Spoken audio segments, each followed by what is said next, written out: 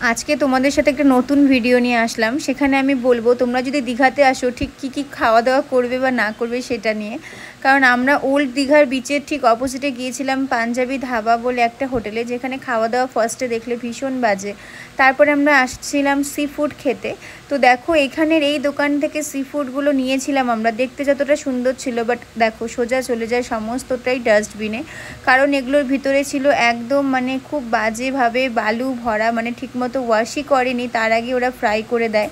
আর ফ্রাইও কি বলবো, মানে ভেতরটা এত কাঁচা কাঁচা একটা ব্যাপার ছিল মাছগুলোর মধ্যে যে ওগুলো খাওয়ার মতন অবস্থাতেই ছিল না। তো সোজা সমস্তটাই ফেলে দেওয়া হয়। শুধুমাত্র সেটাই না, আমরা যে দোকান থেকে মোমো নিয়েছিলাম সেই মোমোর ভেতরটাও ছিল ভীষণ অদ্ভুত খেতে, যেগুলো আমরা কিছুই খেতে পারিনি। তো আমি বলবো তোমরা যদি দীঘাতে যাও তো এই সব দোকানগুলো প্লিজ অ্যাভয়েড করো। বাট এই পপকর্ন নিয়েছিলাম সেটা কিন্তু ভালোই ছিল, তাই সেটার ভিডিও শেয়ার করলাম।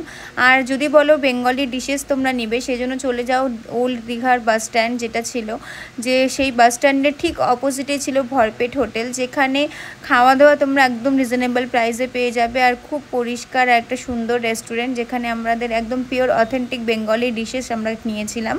সেখানে যদি বলো দীঘাতে গিয়ে খাওয়া দাওয়া, তো একমাত্র এই ভরপেট যেটা ছিল সেই হোটেলটাতেই আমরা পেয়েছিলাম ভালো মতন খাওয়া দাওয়া।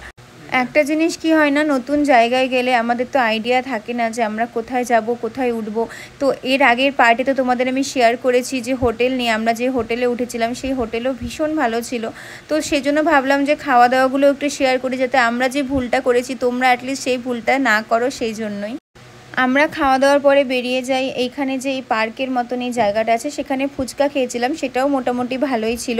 তারপরে আমরা গিয়েছিলাম উদয়পুরের দিকে। তার আগে একটা কথা বলি, যে মোমোর এত গল্প শুনলে, সেই মোমোর দোকান কিন্তু ছিল এই লাভলি মোমো, যেখানে একদমই এসো না, আমি পার্সোনালি তোমাদের বলবো। আর এখানে টোটো অটো প্রত্যেকটা জায়গাতে ভীষণ, মানে ওরা কি বলবো, মানে ওরা একদমই কোঅপারেট করে না আর ভীষণভাবে ঠকায়। তো তোমরা যখন এখানে আসবে অ্যাটলিস্ট টোটোকে সেরকমভাবে আগের থেকে কথাবার্তা বলে ঠিক করে নিও। নিউ দীঘাতে গিয়ে যখন আমরা এখানে এসেছিলাম, এই যে যেখান থেকে সমস্ত জিনিস কেনাকাটা করতে মার্কেটটাতে, সেখানে এই খাওয়ারের দোকানগুলো প্রচুর ছিল। তার মধ্যে আমরা গিয়েছিলাম পিতামাতার আশীর্বাদ বলে এই কাকুটার দোকানে। সত্যি মানুষটা ভীষণ ভালো ছিল। আর তোমরাও যদি এখানে আসো এখান থেকে এই খাবারগুলো নিতে পারো। ঠিক এই হোটেলটার অপোজিটেই ছিল এই কাকুটার দোকান, যেখান থেকে আমরা যেই জিনিসগুলো নিয়ে বাড়ি এসেছিলাম সেগুলো ডেফিনেটলি ভালো ছিল, তাই অবশ্যই তোমাদের সাথে শেয়ার করলাম। তারপরে এইখান থেকে আমরা কিছু ভাজা নিয়েছিলাম, সেটাও খেতে ভালোই ছিল, খারাপ আমি বলবো না। তারপরে যদি বলি উদয়পুর বিচের কথা, সেখানে দেখো প্রত্যেকটা টেবিল এখানে আলাদা আলাদা করে সেট আপ করা ছিল। আর এখানে খাওয়ার দাওয়ারগুলো মোটামুটি বলতে পারো খুব বেশি খারাপ না। আর এখানে তোমরা যদি ড্রিঙ্ক করো, ড্রিঙ্কের ওপরে কিন্তু এমআরপির ওপরে 400 রুপিস করে ওরা এক্সট্রা চার্জেস নেয়।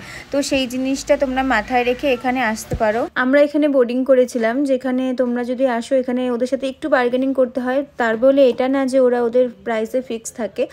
আমরা 6 জন এসেছিলাম, আমাদের ওরা মানে যাই চার্জেস বলেছিল না কেন তার উপরে আমরা বার্গেনিং করে এখানে সবাই 1000 টাকায় 6 জন আমরা এই রাফটিং করি। তো ওরাও আমাদের সাথে কোঅপারেট করেছিল। তো এখানেও একটা আলাদা মজা হয়, একটা ফার্স্ট এক্সপিরিয়েন্স বলতে পারো। তো যাই হোক, তোমাদের সাথে যা আমাদের এক্সপিরিয়েন্স হয়েছিল না হয়েছিল সেটা সমস্তটাই শেয়ার করলাম। আশা করি তোমাদের ভিডিওটা হেল্পফুল হবে। আর ব্লগ কেমন লাগলো কমেন্টে অবশ্যই জানিও। চলো টাটা।